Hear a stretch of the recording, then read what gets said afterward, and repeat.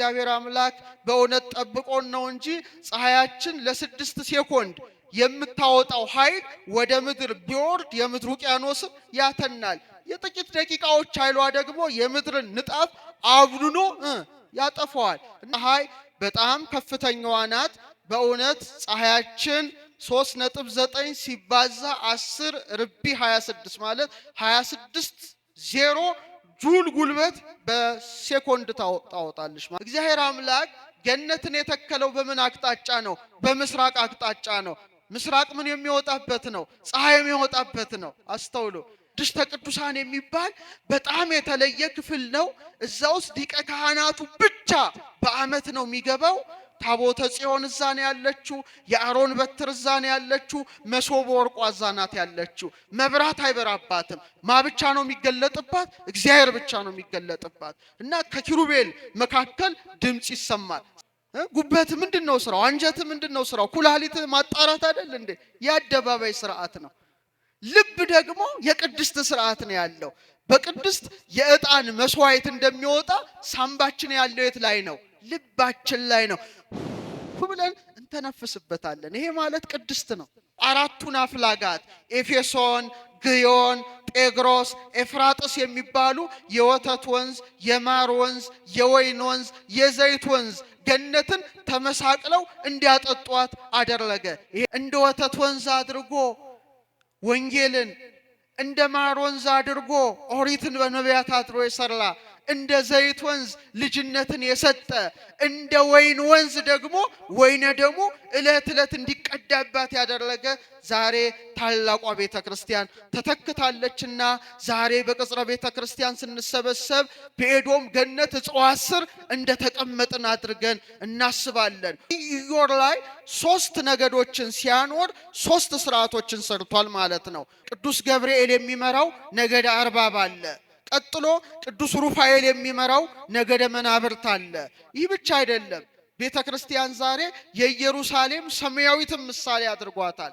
የተወደዳችሁ የተከበራችሁ የክርስቶስ ቤተሰቦች ሚመናን ሚመናት ሁላችሁም አንድ አምላክ በሚሆን በአብ በወልድ በመንፈስ ቅዱስ ስም እንደምን አደራችሁ? እንደምን ቆያችሁ? እንደምን ሰነበታችሁ? ልዑል እግዚአብሔር ሁላችንንም በሕይወትና በሰላም ጠብቆ ለዚህ ታላቅ ዕለት አድርሶናልና የአባቶቻችን አምላክ ልዑል እግዚአብሔር ስሙ የተመሰገነ ይሁን። ዛሬ እንግዲህ ታላቅ በዓል ነው። ከቅድስት ድንግል ማርያም ከ33ቱ በዓላቷ መካከል ዛሬ ልጇ ወልደ እግዚአብሔር ክርስቶስ በፊልጵስዩስ በእናቱ ስም ለመጀመሪያ ጊዜ ሕንፃ ቤተ ክርስቲያንን ያከበረበት የቀደሰበት ታላቅ በዓል ነውና ዛሬ በመላዋ ኦርቶዶክሳዊት ተዋሕዶ ቤተ ክርስቲያናችን ይህ ምስጢር የሚነገርበት በመሆኑ ዛሬም ትምህርቴን በዚህ ላይ ያደርጋለሁ። የምስጢር ባለቤት እግዚአብሔር አምላካችን ምስጢሩን ጥበቡ እንዲገልጥልን ቅዱስ ፈቃድ ይሁንልን። የምነሳበትም ታላቁ አባት ዳዊት የተናገረው በመዝሙር 77 በቅንፍ 78 ቁጥር 69 ላይ ያለውን ኃይለ ቃል መነሻ በማድረግ ይሆናል። የምስጢር ባለቤት እግዚአብሔር አምላካችን ምስጢሩን ጥበቡን ለሁላችንም ይግለጥልን። እስቲ አብረን እንበል። መቅደሱን በሉ እስቲ። በአርያም ሰራ በምድር ውስጥም ለዘላለም መሰረታት። ይሄን ያለው ነቢየ እግዚአብሔር ዳዊት ነው። ሐነጸ መቅደሶ በአርያም እግዚአብሔር አምላክ አለ አስቀድሞ መመስገኛው መቅደሱን በሰማይ ላይ ሰራ ካለ በኋላ ወሳረራ ውስተ ምድር ዘለዓለም በምድር ውስጥም ለዘላለም መሰረታት ይላል። ስለዚህ መቅደስን አስቀድሞ የሰራው ቤት ነው፣ በአርያም ነው። የዛችን ኮፒ ደግሞ ምድር ላይ አኑሯልና አስቀድሞ የላይኛውን መቅደስ፣ ሁለተኛ በምድር ላይ ያለውን መቅደስ፣ ሶስተኛ ደግሞ እኔና እናንተም የእግዚአብሔር መቅደሶች ነንና ሶስቱን ምስጢር በማስተባበር በተለይ በፊልጵስዩስ ላይ ከተከናወነው ጋራ እያነጻጸርን እንማራለን። እግዚአብሔር አምላካችን ምስጢሩን ጥበቡን ለሁላችንም ይግለጥልን። እስቲ መቅደሱን በሉ እስቲ። በአርያም ሰራ እቺ የመጀመሪያዊቱ መቅደስ ጽርሐ አርያም ትባላለች። እግዚአብሔር አምላክ በዕለተ እሑድ ሰባቱን ሰማያትን ፈጥሯል። ሰባቱን ሰማያት ሲፈጥራቸው ከእሳት ዋዕዩን ሙቀቱን ትቶ በብርሃኑ ነው የፈጠራቸው። ከብርሃን ደግሞ ብርሃንን አውጥቶ አጥርቶ ጽርሐ አርያም የተባለችውን ሰማይ ፈጥሯል። ቀጥሎ መንበረ መንግስት ወይም መንበረ ጸባዖት ወይም መንበረ ስብሐት ወይም መንበረ ብርሃን የምትባል ሰማይ አለች። ግን ሰማየ ሰማያት ተብላ የምትጠቀሰው ጽርሐ አርያም ትባላለች። በዚህ ጽርሐ አርያም ውስጥ እግዚአብሔር አምላክ 5 ስርዓቶችን ሰርቷል። ስንት ስርዓቶችን? 5 ስርዓቶችን። እቺ ሰማየ ሰማያት የተባለችው ታላቅ ምጡቅ የሆነችው ብሩህ ሰማይ ላይ አስቀድሞ መንበረ ብርሃን ወይም መሰዊያ አኖረ። ከዙፋኑ ፊት ለፊት ነው። ሁለተኛ ታቦት ዘዶር የተባለች የብርሃን ታቦትን በውስጡ አኖረ። ሶስተኛ መንጦላዕተ ብርሃን 7 የእሳት መጋረጃ ዙሪያዋን እንድትከበብ አደረገ። አራተኛ ኪሩቤልና ሱራፌልን አምጥቶ ጸወርተ መንበር ናቸውና ዙፋኑን እንዲሸከሙ አደረገ። አምስተኛ መናብርት ከሚባለው ነገድ ሩፋኤል ከሚመራው 24 ሊቃናትን አውጥቶ 12ቱም በዚህ 12ቱም በዚህ አቁሞ ያለማቋረጥ እንዲያመሰግኑት የወርቅ ጽና ሰጥቶ እንዲያገለግሉት አደረገ። ይሄ 5 ስርዓት ቤት ተከናውኗል፣ በጽርሐ አርያም ላይ ተከናውኗል። ስለዚህ ሐነጸ መቅደሶ በአርያም ራሱ እግዚአብሔር መቅደሱን አለ በአርያም ሰራ አለ። ያቺ አርያማዊት የሆነች መቅደስ አሁን ላለችው ቤተክርስቲያን ጥላና ምሳሌ ስላደረጋት በምድር ውስጥም ለዘላለም መሰረታት አለ። ታላቁ ሊቅ አባ ጊዮርጊስ ዘጋስጫ በሰዓታት መጽሐፉ ላይ ቤተክርስቲያን ትትመሰል በጽርሐ አርያም ዘላይሉ ቤተክርስቲያን አለ ላይ ባለችው በጽርሐ አርያም ትመሰላለች በማለት አስቀመጠ። ስለ መሰዊያው የጻፈው ዮሐንስ በራእዩ በምዕራፍ 8 ቁጥር 3 ላይ ምን አለ? ሌላም መልአክ መጣና የወርቅ ጽና ይዞ በመሰዊያው አጠገብ ቆመ ይላል። ስለዚህ መንበረ ብርሃን አለ ማለት ነው። አሁንም ዮሐንስ ይቀጥላል። በሰማይም ያለው የእግዚአብሔር መቅደስ ተከፈተ፣ የኪዳኑም ታቦት በመቅደሱ ታየ በማለት በራእይ 11:19 ላይ ታቦት ዘዶር ስለተባለችው የብርሃን ታቦት ተናግሯል። አባ ሕርያቆስ ደግሞ ስለ መንጦላዕተ ብርሃን በሰማይ ስላለው የእሳት መጋረጃ ተገልጦለት ምን አለ? 7 የእሳት መጋረጃ ወዳለበት ሊቀ ካህናት ኢየሱስ ክርስቶስ ወዳለበት ያግባችሁ ይላል። ስለዚህ ልክ እንደ ጽርሐ አርያም በኋላ ደብተራ ኦሪት፣ ቀጥሎ መቅደሰ ሶሎሞን፣ ፍጻሜው ቤተ ክርስቲያን ወይም መቅደሳችን ተሰርታለች። እንደ መንበረ ብርሃን መንበሮ አለ። እንደ ታቦተ ብርሃን ታቦተ ሕጉ አለ። እንደ መንጦላዕተ ብርሃን ታቦተ ሕጉን የሚሸፍን ምን አለ? መጋረጃ አለ። እንደ አራቱ ጸወርተ መንበር በአራቱ ማዕዘን በምስራቅ፣ በምዕራብ፣ በሰሜን፣ በደቡብ ወንጌልን የሚያስተምሩ ሊቃነ ጳጳሳት አሉ። ልክ እንደ 24ቱ ካህናተ ሰማይ ደግሞ ጳጳሳት፣ ኤጲስቆጶሳት፣ ቀሳውስት የሚያገለግሉባት በመሆኗ ሐነጸ መቅደሶ በአርያም እግዚአብሔር አስቀድሞ መቅደሱን የት ላይ ሰራ? ሰማይ ላይ ሰራ ወይም አነጸ ካለ በኋላ በምድር ውስጥም ለዘላለም መሰረታት በማለት ያስቀምጣል። እንግዲህ ጌታችን በፊልጵስዩስ ላይ በእናቱ በድንግል ማርያም ስም ቤተክርስቲያንን ሲሰራ ሲያንጽ 3 ክፍሎች አድርጎ ሰርቷታል። ስንት ክፍሎች? 3 ክፍሎች። በእውነት በሰማያት እነ ቅዱስ ገብርኤል የሚኖሩባቸው ስንት ሰማያት አሉ? 3 ሰማያት አሉ። ኢዮር፣ ራማ፣ ኤረር ይባላሉ። እነዚህ ዓለመ መላእክት የተባሉ ናቸው። እንደ ኢዮር፣ እንደ ራማ፣ እንደ ኤረር አስቀድሞ ሙሴ ተገልጦለት አደባባይ ቅድስት ቅድስተ ቅዱሳን አድርጎ ሲሰራ በሐዲስ ኪዳን ደግሞ 3 ክፍል ያላት መቅደስ ቅኔ ማህሌት ቅድስትና መቅደስ ሆና ተሰርታለችና በእውነት አባቶቻችን በተለይ ቅዱስ ያሬድ ሐዋርያት ቤተክርስቲያንን እንዳነጿት ሲናገር ከመትኩን አርያ ዘበሰማያት በሰማይ ያለውን ኢዮርን፣ በሰማይ ያለውን ራማ፣ በሰማይ ያለውን ኤረርን ዓለመ መላእክትን መስላ በ3 ክፍል የታነጸች ብቸኛይቱ የክርስቶስ ማደሪያ የሐዲስ ኪዳን መቅደስ ቤተክርስቲያን ናት። አሁን በጣም የሚገርመው እግዚአብሔር ያን ስርዓት ነው ለቤተክርስቲያን የሰጠው። በሰማይ በተለይ ኢዮር በተባለው ሰማይ ላይ 3 ነገዶች አሉ። የመጀመሪያው ነገድ ኪሩብ የሚባል መልአክ የሚመራው ነገደ ኪሩቤል የሚባል አለ። የሰው መልክና የአንበሳ መልክ ያለው መልአክ ሲሆን ኪሩብ ይመራዋል። ነገዱ ነገደ ኪሩቤል ይባላል።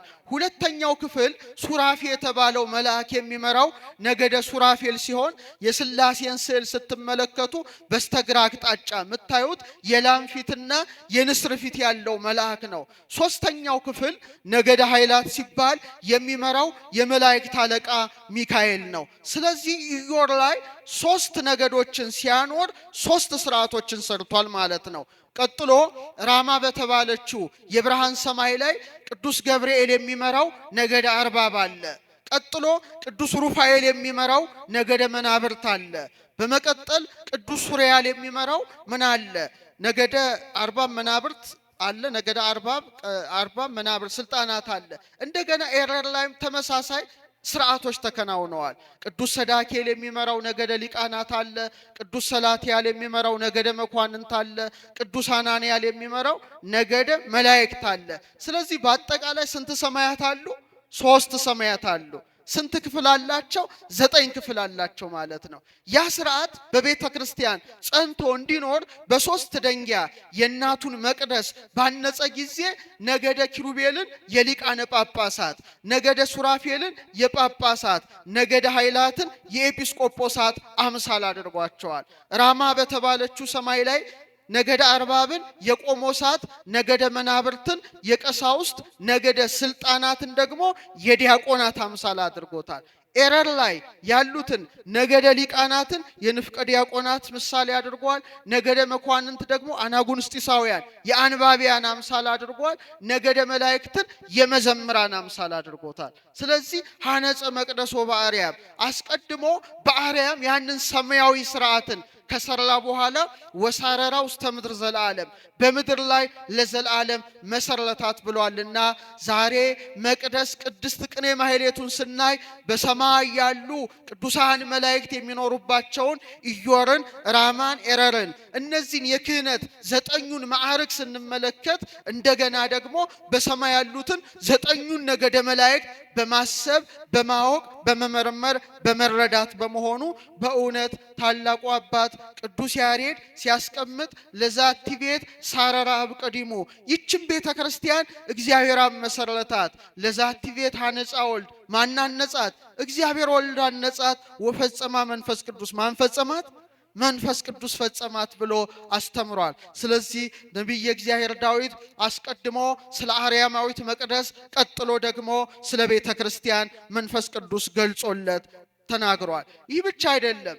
ቤተ ክርስቲያን ዛሬ የኢየሩሳሌም ሰማያዊትን ምሳሌ አድርጓታል። ኢየሩሳሌም ሰማያዊት የምትባለው አራተኛይቱ ሰማይ ሐዋርያው ቅዱስ ጳውሎስ አምልቶና አስፍቶ በገላትያ 4:26 ዕብራውያን 12:12 ላይ የተናገረላት ናት። እቺ ስራዋ በእውነት እንደ ቤተ መቅደስ 4 ማዕዘን ናት። እግዚአብሔር አምላክ 12 የብርሃን ምሰሶ ተክሎባታል። የብርሃን ክዳን ከፍክፎባታል። እጅግ ያማረች ናት። ታቦት ዘዶር የተባለች የብርሃን ታቦት በውስጧ ተቀምጣለች። እቹም የማን ምሳሌ ናት? የአማናዊት ታቦት የእግዝእትነ ማርያም ምሳሌ ናት። ረድኤቷ በረከቷ ይደርብን።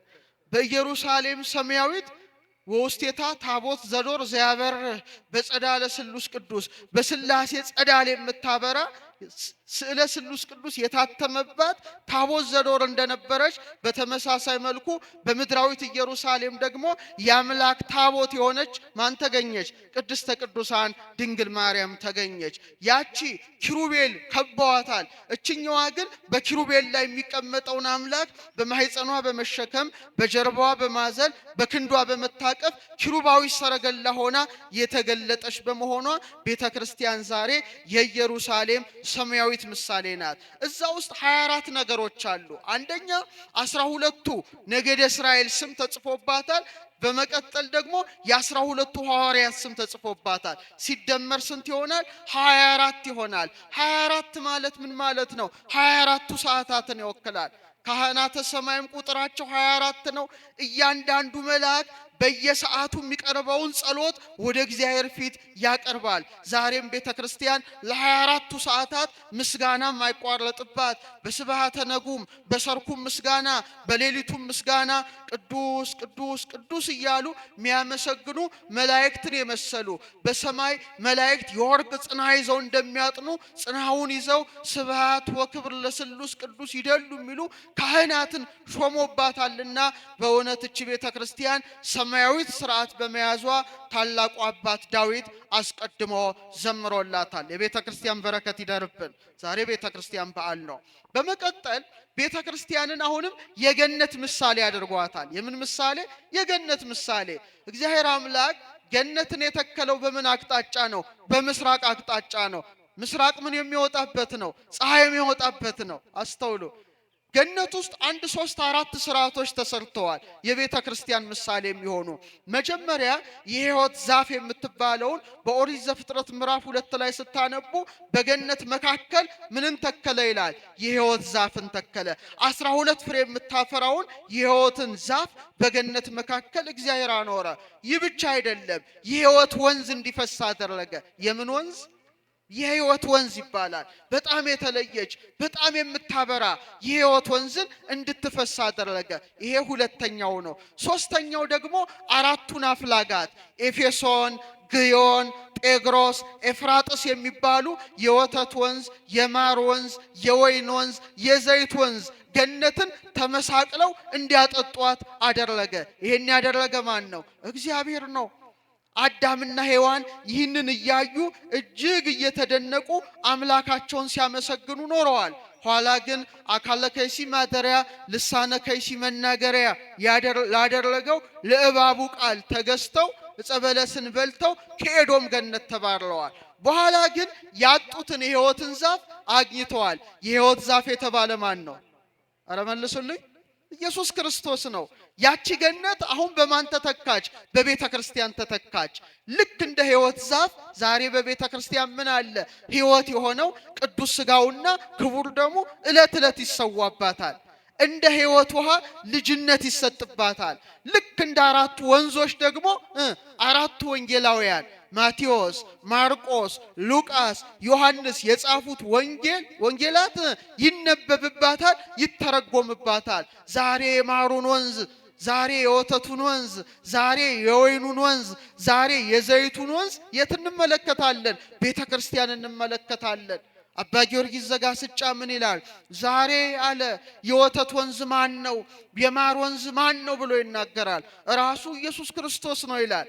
እንደ ወተት ወንዝ አድርጎ ወንጌልን፣ እንደ ማር ወንዝ አድርጎ ኦሪትን በነቢያት አድሮ የሰራ፣ እንደ ዘይት ወንዝ ልጅነትን የሰጠ፣ እንደ ወይን ወንዝ ደግሞ ወይነ ደግሞ ዕለት ዕለት እንዲቀዳባት ያደረገ ዛሬ ታላቋ ቤተ ክርስቲያን ተተክታለችና ዛሬ በቅጽረ ቤተ ክርስቲያን ስንሰበሰብ በኤዶም ገነት እጽዋት ስር እንደተቀመጥን አድርገን እናስባለን። ወደ ውስጥ ገብተን የክርስቶስ ሥጋውን ስንበላ ደሙን ስንጠጣ ከኤዶም ገነት የወይኑን ወንዝ እንደምንጠጣ ከዕፀ ሕይወት ፍሬ ቆርጠን እንደምንመገብ እናስባለንና ዛሬ ታላቋ ቤተ ክርስቲያን በእውነት በፊልጵስዩስ ስትመሰረት ገነት በምድር ላይ ተተከለሽ ማለት ነው። ወሳረራ ውስተ ምድር ዘለዓለም፣ በምድር ላይ ለዘላለም መሰረታት ብሎ ዳዊት እንዳስቀመጠ።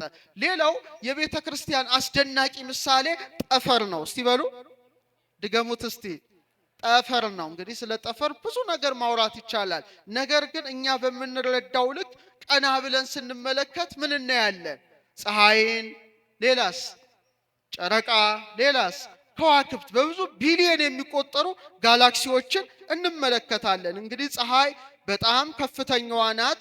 በእውነት ፀሐያችን 3.9 ሲባዛ 10 ርቢ 26 ማለት 26 0 ጁል ጉልበት በሴኮንድ ታወጣለች። ማለትም 600 ሚሊዮን ሃይድሮጅንን ወደ ሂሊየም እንደመለወጥ ማለትም በብዙ ሚሊዮን የሚቆጠር ኒውክሌር ቦምብ በሉት ሪያክሽን ስታደርግ በሰከንድ እና እግዚአብሔር አምላክ በእውነት ጠብቆን ነው እንጂ ፀሐያችን ለ6 ሴኮንድ የምታወጣው ኃይል ወደ ምድር ቢወርድ የምድር ውቅያኖስን ያተናል። የጥቂት ደቂቃዎች ኃይሏ ደግሞ የምድርን ንጣፍ አብኑኖ ያጠፋዋል። እና ትልቁ ብርሃን ምንድነው? ፀሐይ። በመቀጠል ጨረቃ፣ ቀጥለው ምን አሉ?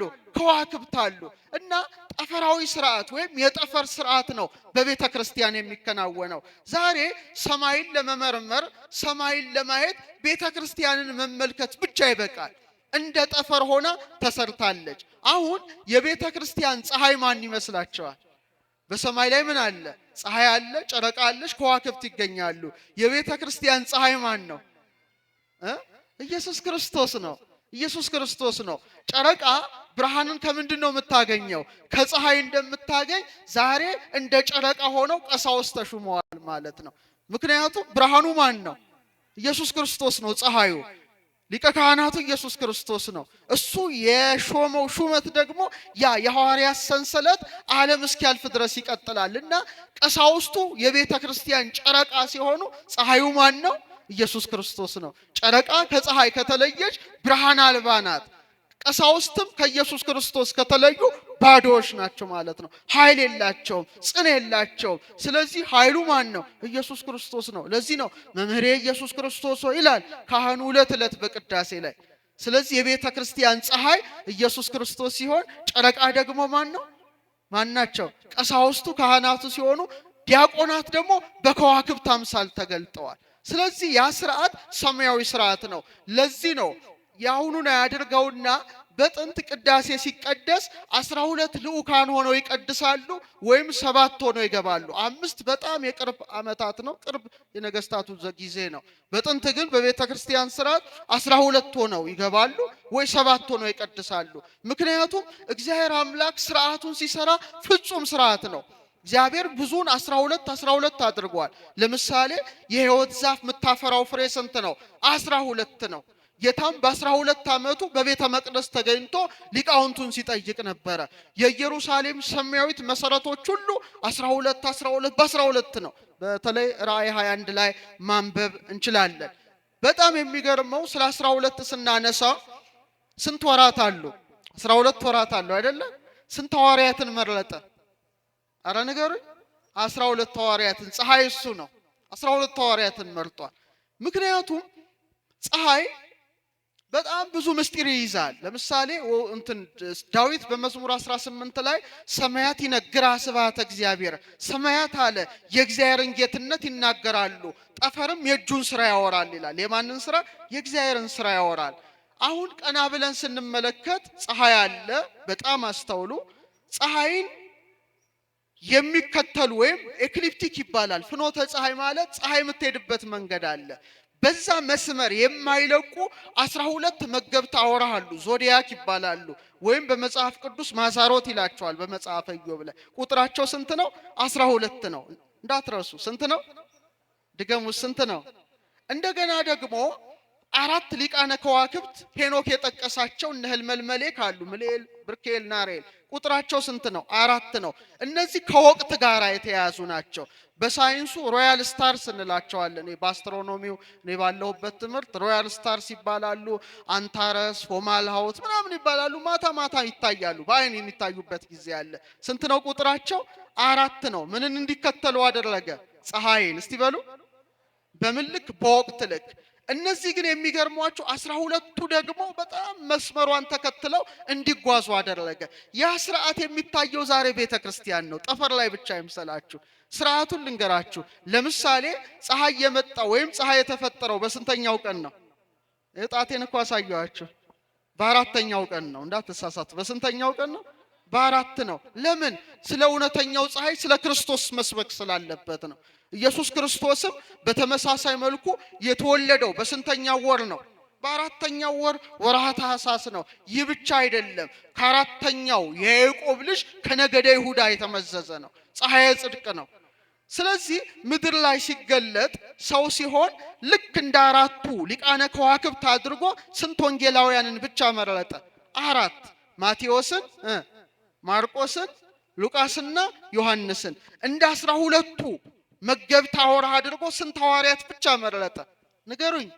12 አደረገ። በእነዛ አምሳል 12 ሆነው ይቀድሳሉ። እነዚያ ስጋዊ ናቸው። እነዚህ ደግሞ መንፈሳዊ ከዋክብት ሆነው ተሰርተዋል። ለማ? ክርስቶስን በመከተል።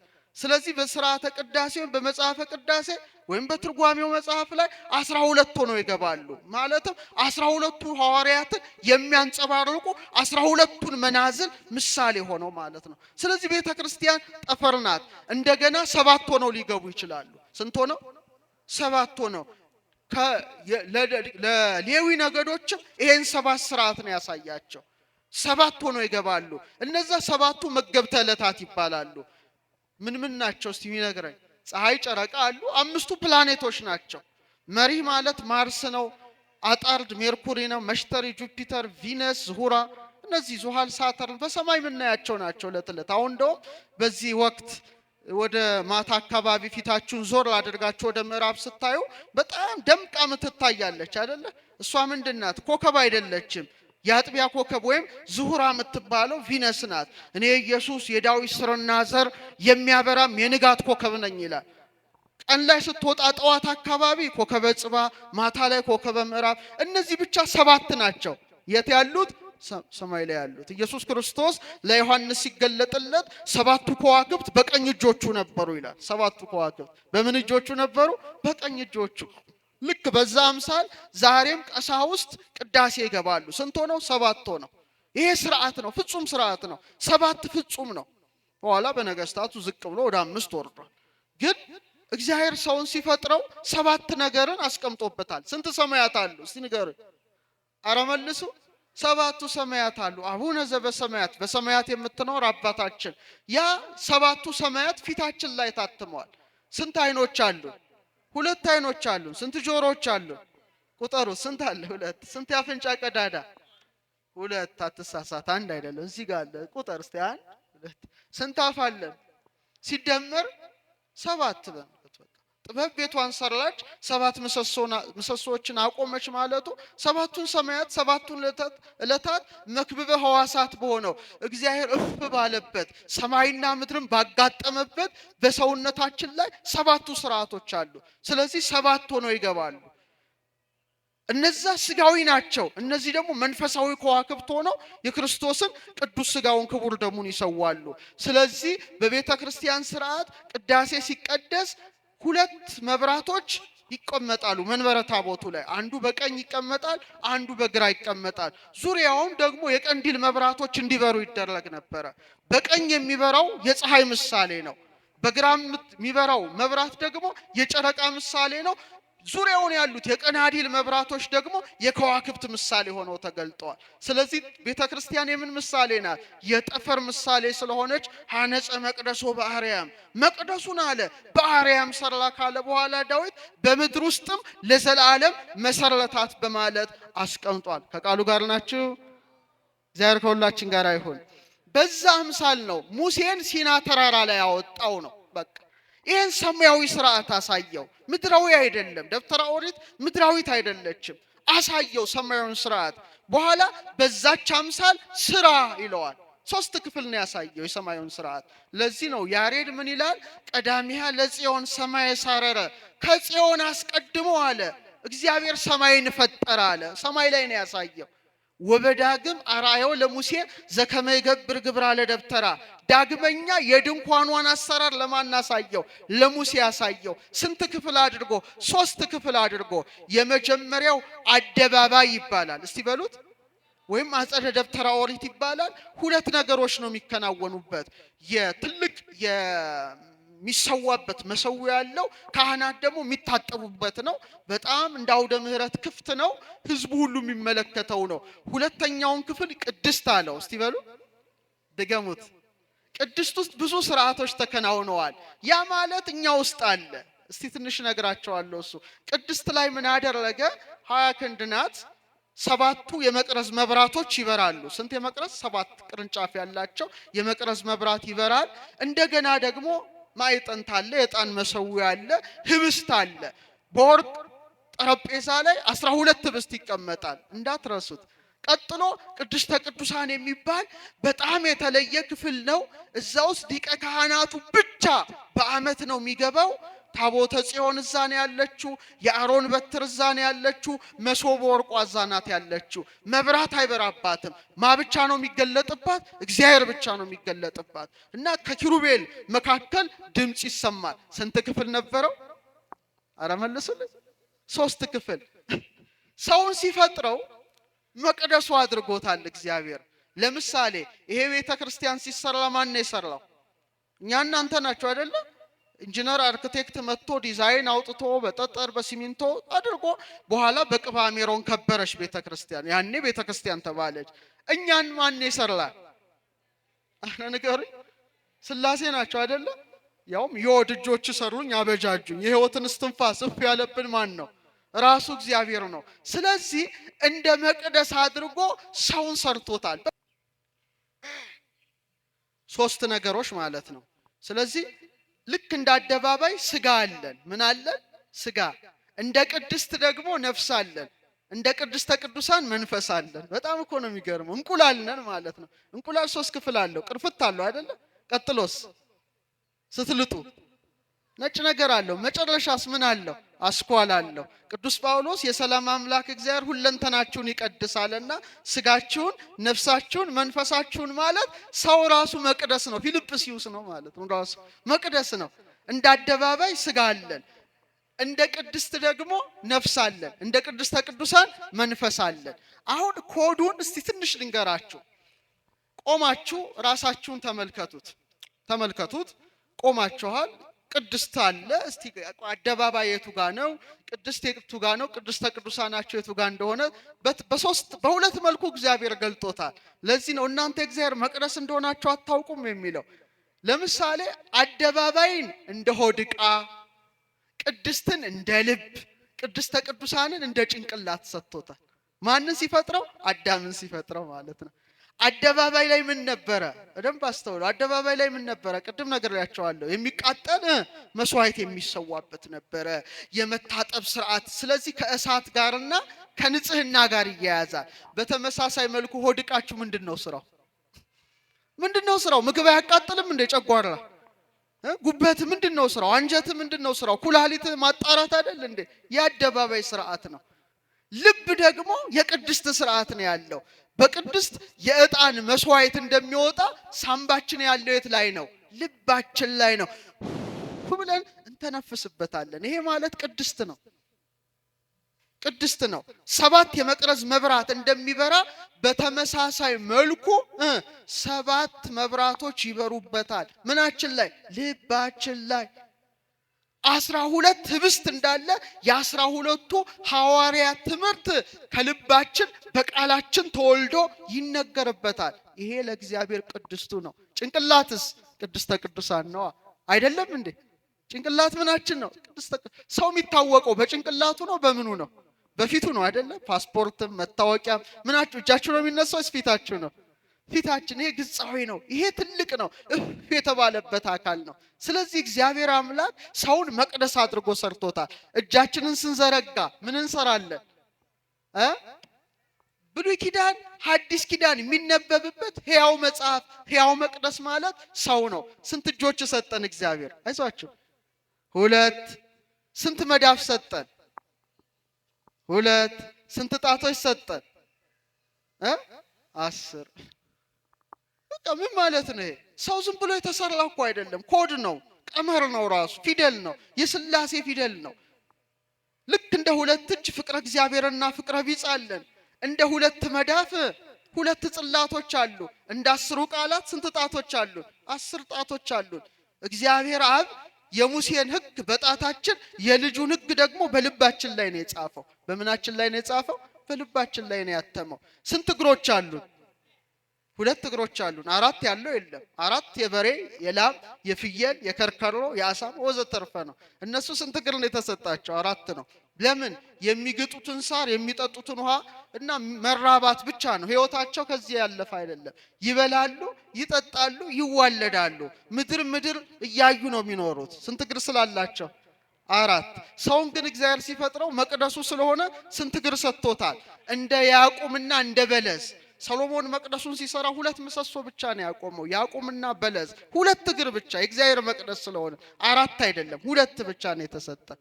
ሰማይ ሰማይ ቀና ብለን እናያለን። ለምን? ሰማያዊት ርስት ስላለችን። ፀሐይን እያየን እውነተኛውን ፀሐይ ኢየሱስን እንድናስበው፣ ጨረቃን እያየን ካህናትን እንድናስብ፣ ከዋክብትን አይተን ዲያቆናት መንፈሳዊ ምስጢርን እንድናስብ ስንት እግር ሰጥቶናል? በጣም ጥሩ። መቅደሱ ነን ማለት ነው። ያቁም ነን በለዝ ነን ማለት ነው። እግራችን ሁሉ ያቁምን በለዝን ሲወክል ቀጥ ብለን እንሄዳለን። ግን ደስ የሚላቸው ዛፍ ምን አለው? ስር አለው። ዛፍ ምን አለው? ግንድ አለው። ዛፍ ምን አለው? ቅርንጫፍ አለው። እንደ ስር ሁለት እግር አለን። እንደ ግንድ ደግሞ ምን አለን? አከርካሪ አለን። ቀጥ ያለው ይሄ አከርካሪ። ቀጥሎ ምን አለን? መቅደስ ነን። ዛሬ አይዟችሁ የራስ ቅል አለን። ምን አለን? የራስ ቅል አለን። ደግሞ እግዚአብሔር ሰውን ምድር ላይ ሲያመጣው መቅደሱ አድርጎታል። እና ለናቱ በሶስት ደንጊያ መቅደስን የሰራ አስቀድሞ በአርያው አዳምን የፈጠረው አምላክ ነው። ሌላ ነገር አላከናወነም። እድሜውን ደግሞ ጀርባ አጥንታችን ላይ ሾሞታል። ዛሬ ክርስቶስን ሰው ቢያምነውም ባያምነውም እሱ የታመነ አምላክ በመሆኑ እያንዳንዱ ሰው ምድር ላይ ሲመጣ 33 የጀርባ አጥንት ቁጥር አለው። ይሄ እውነት ነው የምነግራችሁ። ስንት ነው ያለው? 33 ምድር ላይ ሲወለድ 33 እስከ ራስ ቅሉ ድረስ ማለት ነው።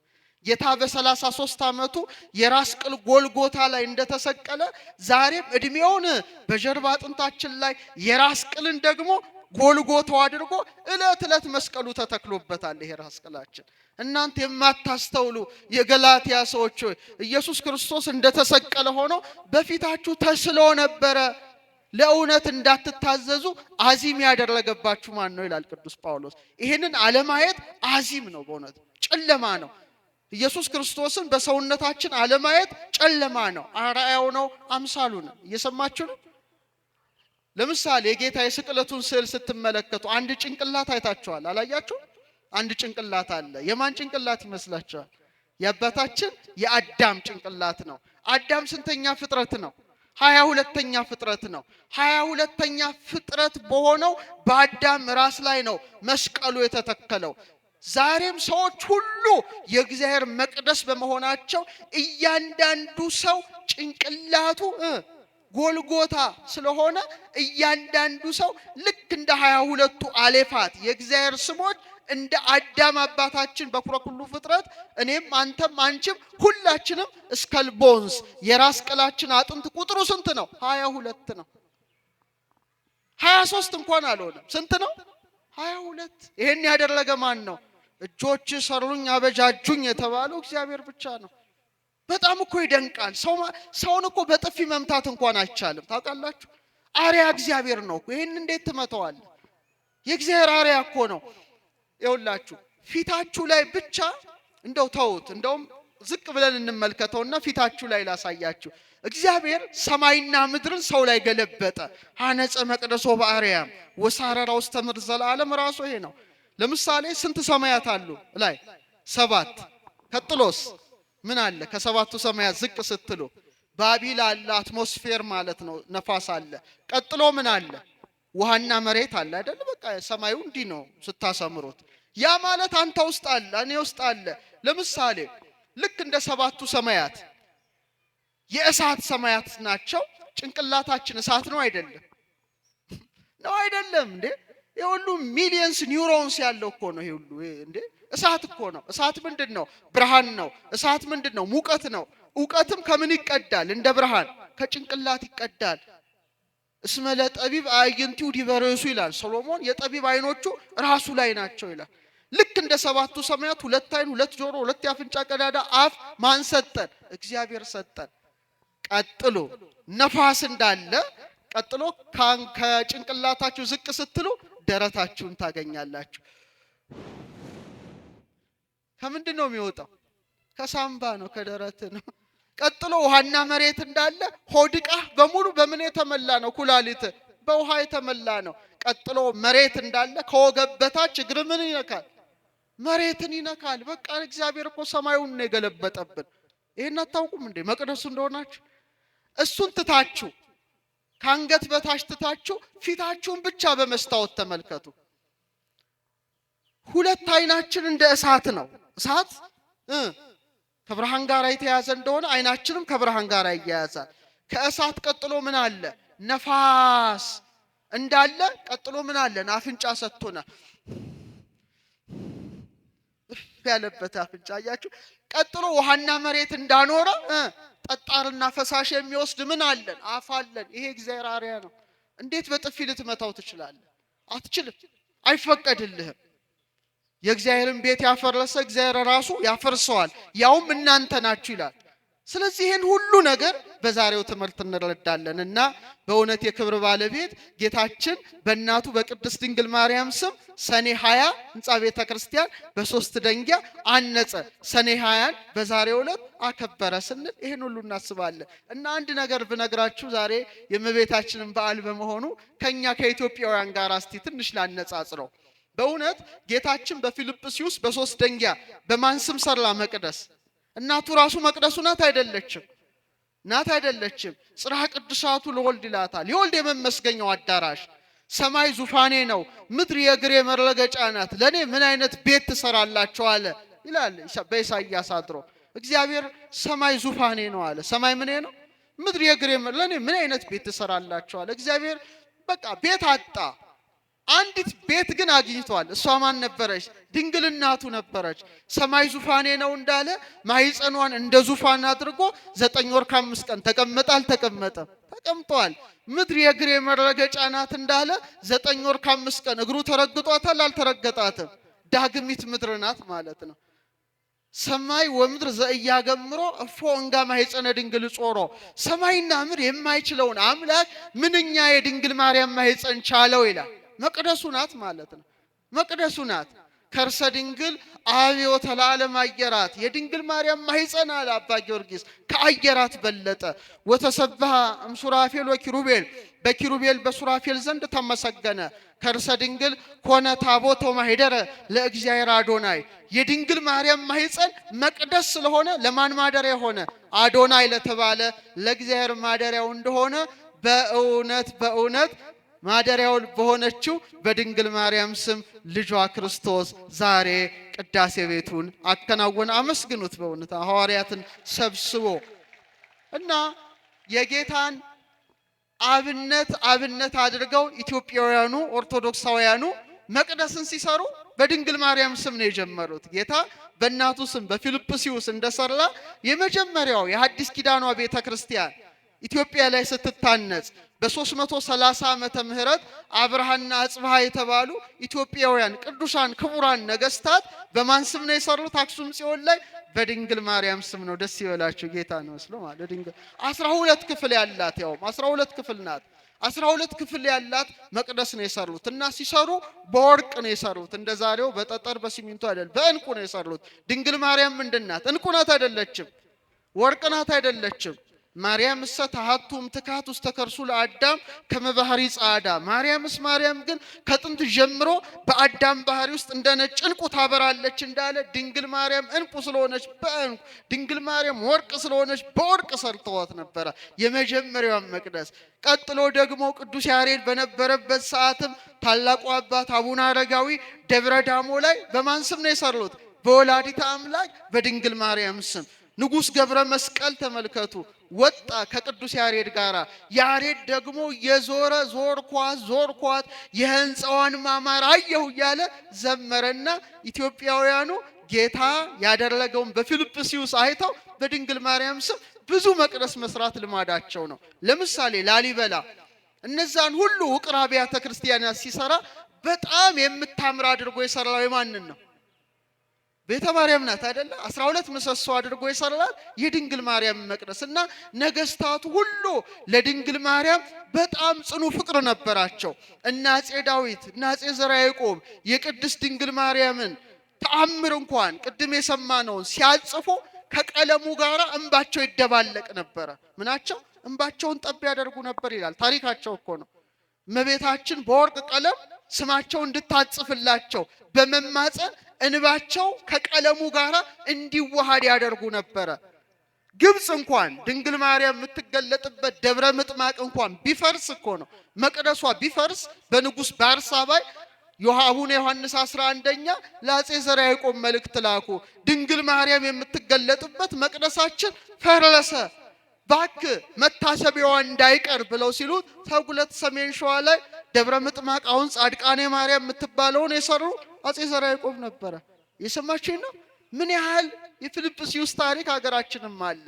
እነ እቴጌ ምንትዋብ ሴቶቹንስ ብንጠቅስ ቁስቋምን ሲያሰሩ የስደቷ መታሰቢያ ጎንደር ላይ 1000 ሰራተኛ አምጥተው ስንት ሺህ 1000 በምህንድስና የታወቁ በጥረብ የታወቁ ሲሰሩ እመቤታችን ደርቡሻን ያቃጠለውን ማለት ነው። እመቤታችን በእጅጉ ንጽሕት ስለሆነች እመቤታችን ነውር ነቀፋ ስለሌለባት በሷ ስም የሚሰራው ቤተ መቅደስም እንከን የለሽ እንዲሆን ብለው 500 ሲገነባ 500 ደግሞ ቁጭ ብሎ ስተት ይፈልግ ነበር። ምን ይፈልግ ነበር? ስተት እንከን እንዳይገኝበት። ተውት፣ እንደው የቅርቡን እንኳን እናምጣ እስቲ። ንጉሠ ነገሥት አፄ ምኒልክ እንጦጦ ማርያምን ከእቴጌ ጣይቱ ጋር ሆነው ሲያሰሩ ጸሐፌ ትእዛዝ ገብረ ሥላሴ የዳግማዊ ምኒልክ ታሪክን በጻፉት መጽሐፋቸው ላይ ብታነቡ 5316 ሰንጋዎች ነው የጣሉት ለቅዳሴ ቤቷ። ስንት አይዟችሁ፣ ስንት 5 ነው ያልኩት? 500 ነው 5000። ጸሐፌ ትእዛዝ ገብረ ሥላሴ ናቸው፣ የታሪክ እማኝ እዛው ነው። 5300 ሰንጋዎች። እግዚኦ እግዚኦ፣ ምን አይነት ዘመን አልፏል ባካችሁ። ጠጁ ራሱ ይላል በስዊሚንግ ፑል በመዋኛ ገንዳ ተዘጋጅቶ አሳላፊ ቆሞለት ጠጁ ራሱ በገንዳ ነበር ይላል። እንደዚህ እመቤታችን ምን ያህል የምትወዳቸው ነበሩ ማለት። ስንት ሺህ አልኳቸው? ዛሬ 1 ኪሎ ስጋም ብርቅ ሆኖብናል። ተመልከቱ፣ 5000 ሰንጋ። እንደውም ብዙ በልቶ ጠግቦ ዝም ብሎ ተኝቶ ጅብ የበላው ራሱ ብዙ ሰው ነበር በዛ ሰዓት።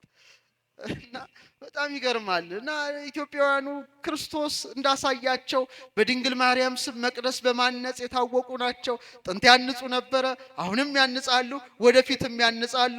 ድንግል ማርያምም አስራት ሀገሯን ትባርካለች። ወስብሐት ለእግዚአብሔር።